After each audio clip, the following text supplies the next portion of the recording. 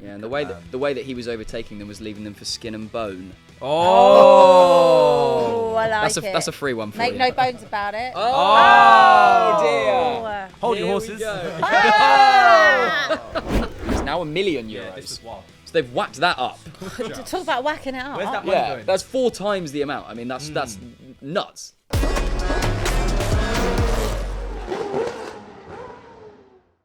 Hello and welcome to On Track GP, where 4 fully grown adults have dressed up for Halloween. Yes, this is happening. Abby, Matisse, Richard, lovely to see you. I'm actually going to turn my little horse off because I think it's going to be get in the way a little bit. So, what's your costume, Abby? I'm a skeleton. I'm a skeleton. So you've matched with Matisse, who looks like he's about to rob my nan. Yeah, I'm unsure what the balaclava is about. And Richard's about to drop a diss track as a Jedi. Yeah. Well, Are you Yoda? I don't know. I'm whatever Amazon told me I am. Perfect. Great. Little plug for them as well. Well, of course, we're here to discuss yesterday's race, the Mexico City Grand Prix. Let's do first thoughts on that. What did you make of the race, Abby? I actually thought it was quite a good race. I mean, obviously wasn't great from a keeping Checo in check perspective. Checked out early doors. His home Grand Prix. I was upset for him, to be fair, because the crowd were leaving, which I also think is so rude to be leaving, considering he went out and literally 10 seconds into the race, they're like, no, I'm getting home now. He had one purpose. Yeah. And that was for Checo. That was it. It's his error. He got a bit giddy. He got a bit excited. He put his foot down on the starting line. He got away He got away really quick. Both the Red Bulls did. And 3 doesn't go into 1. It's as simple as that. You know, it just doesn't work. It's not an even number. Needed a wider berth.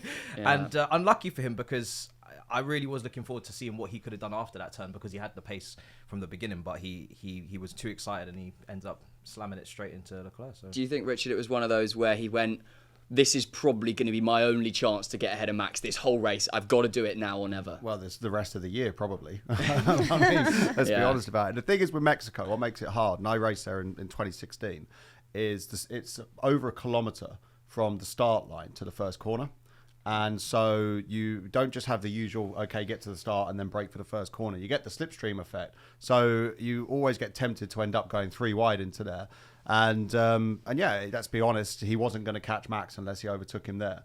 But he was quite right in what he said. You did expect Leclerc to brake a bit earlier, having been in the middle. But then again, Charles is never one to give up in a battle. So it's 100% on him. And I do feel a bit sorry for him. And, but that's racing, right? At the end of the day, if he wanted to be in the lead, he should have qualified better. Well, it was only in the preview that we were saying, second place in the drivers' championship is probably over now.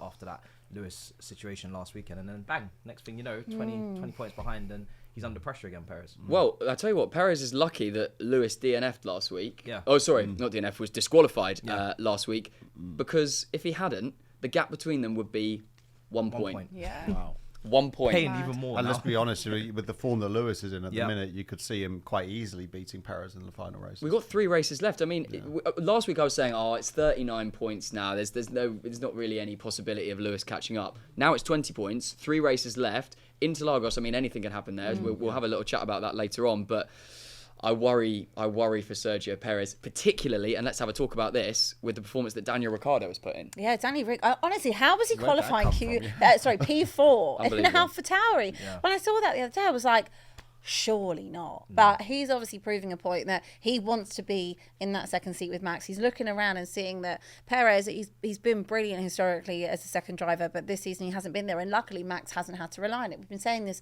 the whole season.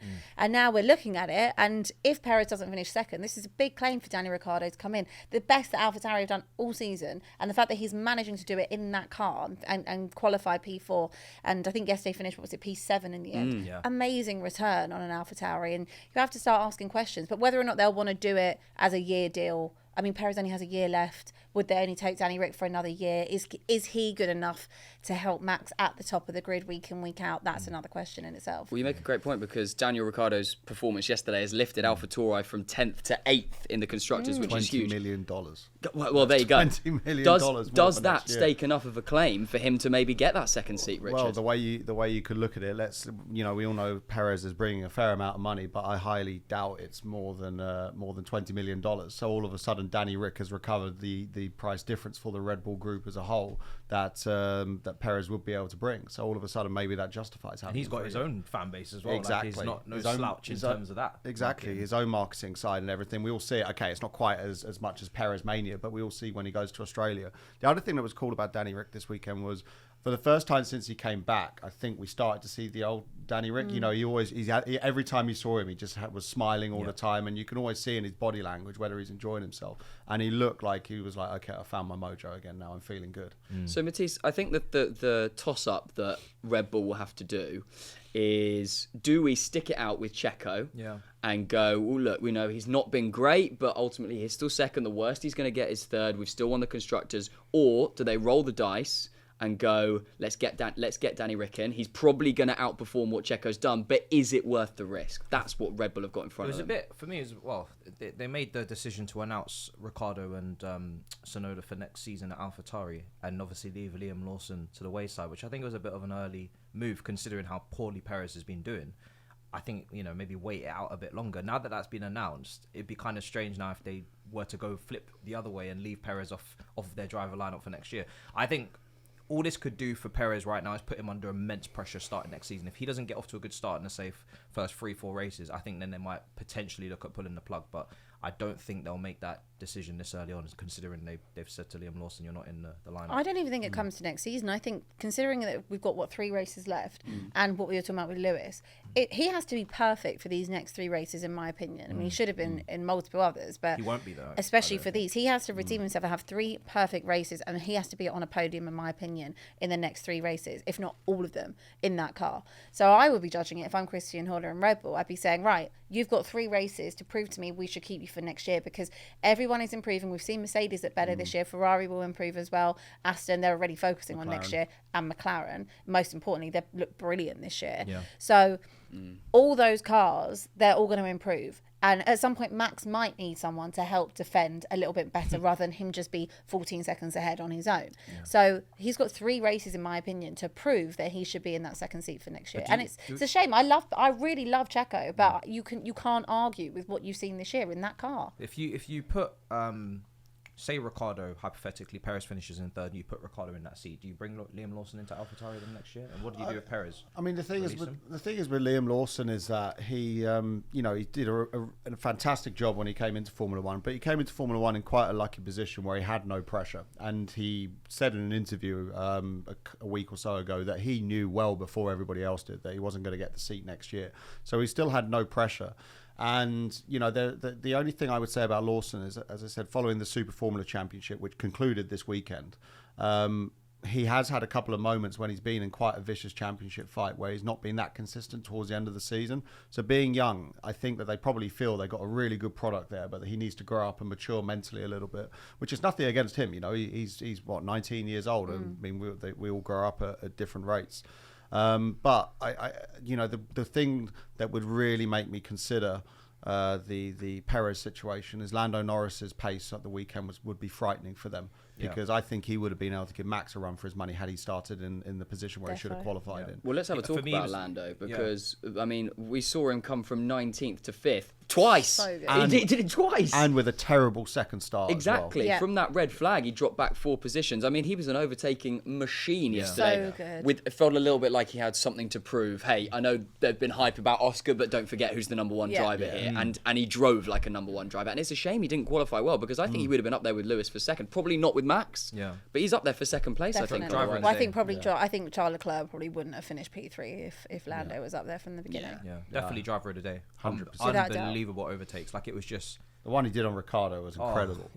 He was literally a man on a mission. Yeah. Like, it was he was scaring. He was hungry. Out of the way. He was, and the thing is, he did everything within the rules as well. Like, he didn't overdo it. He didn't push anybody off the track. Like, everything was just precise, precision, just excellent driving. Yeah, and the way that he was overtaking them was leaving them for skin and bone. Oh, I like it. That's a free one for Make you. no bones about it. Oh dear! Hold your horses. We go.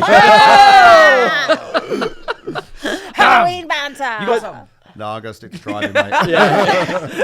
Let's have a chat about Max Verstappen, who broke his own record, 16th win of the season. His own record was 15 wins last season. I mean, you just run out of superlatives for what this guy's doing. It's out of this world. Exceptional. Yeah, it's just it is literally perfect. You cannot pick anything that he could have done better during that race. Start was perfect. Qualified better, but then it didn't even matter. He still won it by about I'm not being 30 funny. seconds. When I saw that, If anything, he did it on purpose. Yeah. Slipstream. When I saw 2 Ferraris, P1, P2, and Max third, I thought, nah, turn 1, this is over. Like, you just do. When you see Max and you see the Red Bull, you know what he can do. You don't ever bank on him not getting in front.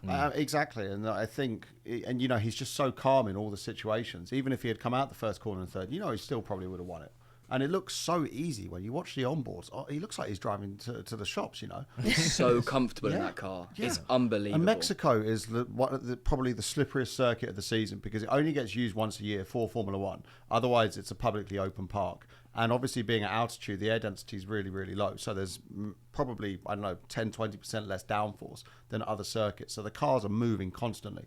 And we saw that quite a bit. But you go on his onboards, it's literally like he's driving a Rolls Royce. Yeah. The form he's in at the minute is frightening. Yeah. And it was the we quite often talk about like the maturity that he's grown really over, I think, sort of halfway through last season and into this season, and that just shone through yesterday with how easily he took those Ferraris. There was never even the idea that he might clip them or whatever. It was just, no, I know I'm going to win this race and I'm going to do it on corner 1. All right. When was the last time he made a mistake? Oh, that's a great question. Someone will tell us in the comments. The Lewis season, because I can't remember anything really this season. Probably this season. I'd say probably him and maybe Lewis 2020. No, not 3 years. I reckon 20 maybe. The 21 year, there must have. There was all right, with maybe him 21 and at a push, but in terms of mistakes, I mean, we haven't seen it for a very long time. You compare that to like the greatest in any sport. Compare it to your footballers or your boxers or And you look, let's say, imagine a Premier League footballer going 40 games without making a mistake. Yeah, mad. It's just unheard of. So. Yeah. Let's go from the best to the worst. And I think they were the slowest team yesterday. What the hell has happened to Aston Martin? Holy smokes. Not only were they slow, but they double DNF'd. They were rubbish. Yeah. They have been rubbish for a while. They have. Yeah. It's just been a gradual, quite sharp decline, I guess you could say. Like, we've not even kind of mentioned them for podium. That's long gone. We haven't spoken about them for months. It's like that first quarter, it was all Aston. We're getting so excited there's going to be someone challenging, maybe they can challenge the big 3 kind of at the top. But we have not spoken about them. No. Probably since before summer break. They're going to have a serious winter. Otherwise, a lot of people are going to have their heads rolling and getting a few P45s, I think. Are they not focusing on next year now? It seems they've just given up and they are focusing on next year. They have to, but then again, the next year's rule changes aren't that dramatic. So how much can you actually find if you've gone down a path with a philosophy? Unless you completely change the philosophy, and then you've got all the issues that come with having to learn that. They're in.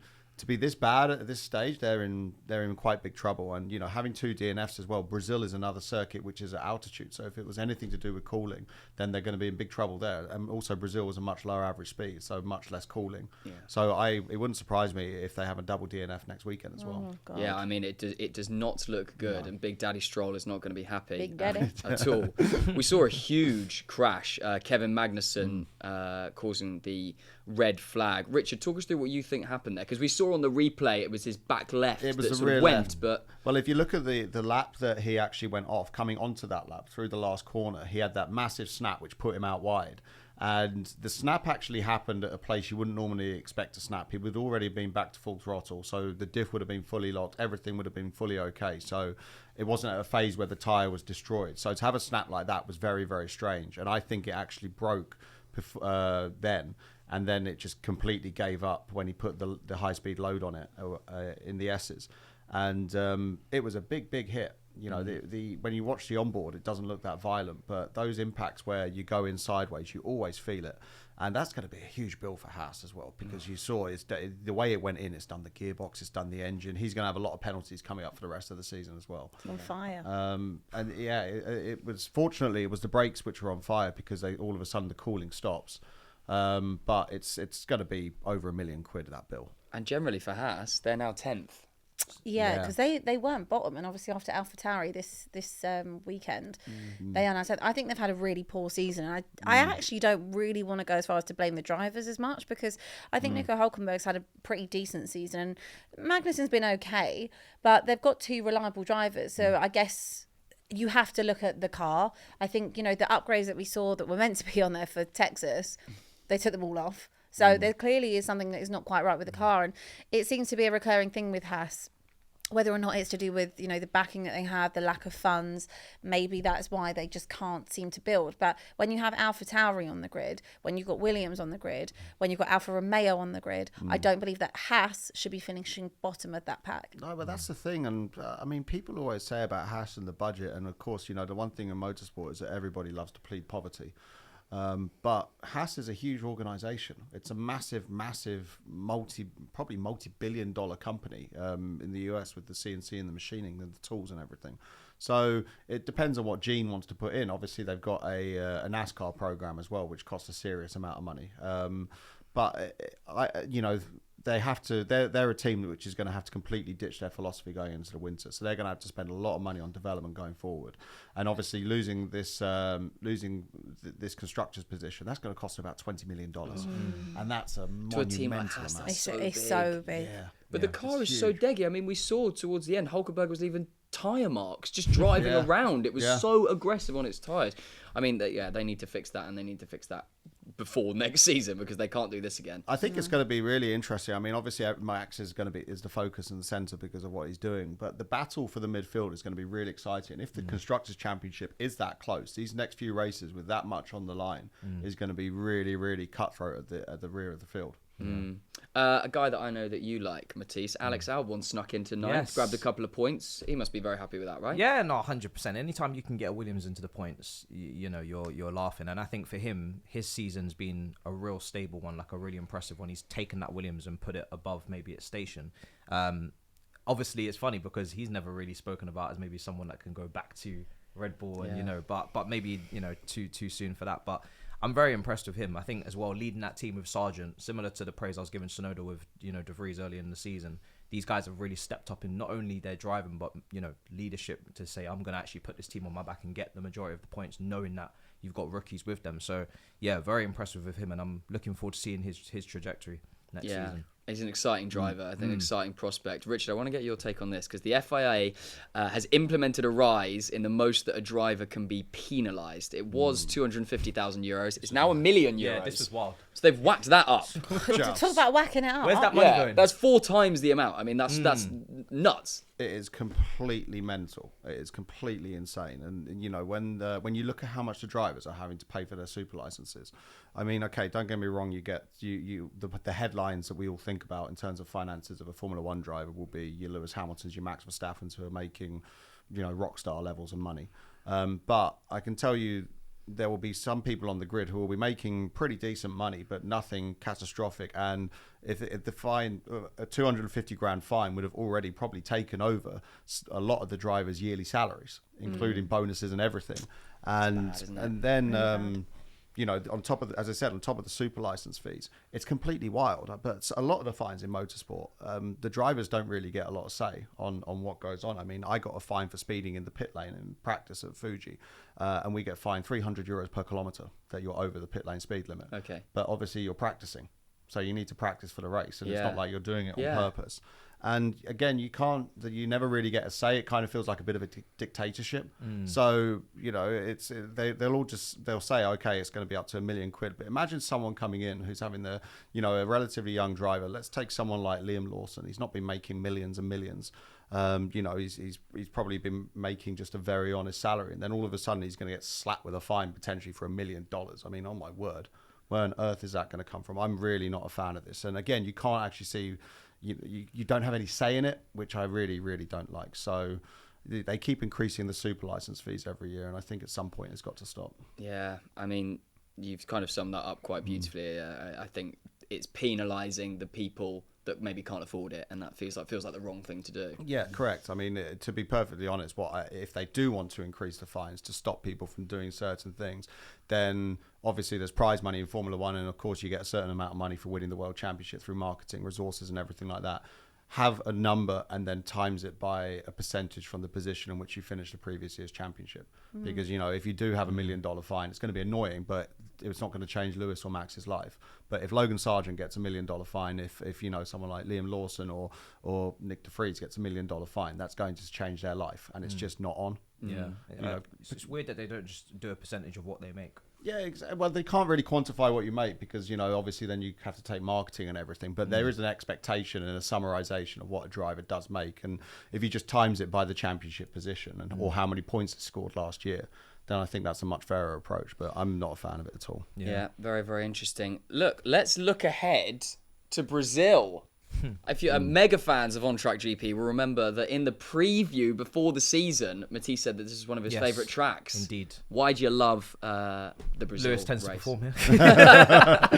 I do love the back straight as well. I mean, it's a Red Bull car dream, really, isn't it? I mean, the amount of straight line speed you're going to get there, you could overtake the whole grid and go back around and do it again. It's that long. So no, but I love it. I think the atmosphere for the Brazilian fans, they love the on track, not on track. They love the Grand Prix. I'm sure they love On Track. They love as On well. Track. They do. Shout out to Check one of our the demographics. Brazilians. Obrigado. Yeah, check the demographics. But yeah, no, it's a lovely track. It's got everything for me. You know, tight corners, long straights. So I think it's really well balanced and it's very entertaining. So yeah, I'm looking forward to it. Give me some predictions. What can we expect to happen? Who's going to win? Wait, I can answer that one for you. Are you going to say Max Verstappen? Yeah, I'm going to say Max. I'm going to give it Max. I'm going to give Lewis with their newfound pace. And I really want to say Checo, but I just can't. I really want to say him. I'm going to have to go Lando. Yeah, reasonable. Give me your three. That's actually my three as well. Yeah? I really think Lando, I really want him on the podium again after that performance. He was unbelievable last weekend. Yeah, Richard? Same here, those three. Yeah. We've all said the same. Yeah. I agree. Yeah. We're all going to be completely wrong. Alex Albon for the win. And there's always a good chance of weather in Brazil. Danny Rick. Danny Imagine Rick. Danny Rick and an AlphaTauri on the That'll be podium. interesting. I'll just pump myself up to finish off. Thank you. That has been the Mexico audio listeners will not know what's going on, by the way. That has been our Mexico City Grand Prix review podcast episode. We've got a lot of content coming. We're doing a weekly quiz now, which is quite fun, and which we're about to go and shoot. And I'm quite nervous because it's me and Matisse versus Richard, and we're going to get spanked. Yes. Stick with us. We're going to bring you lots as it goes through, and we look forward to Brazil. But before I literally get eaten by this horse, we're going to go. Thanks very much for On Track GP. Don't forget to like, subscribe. Bye.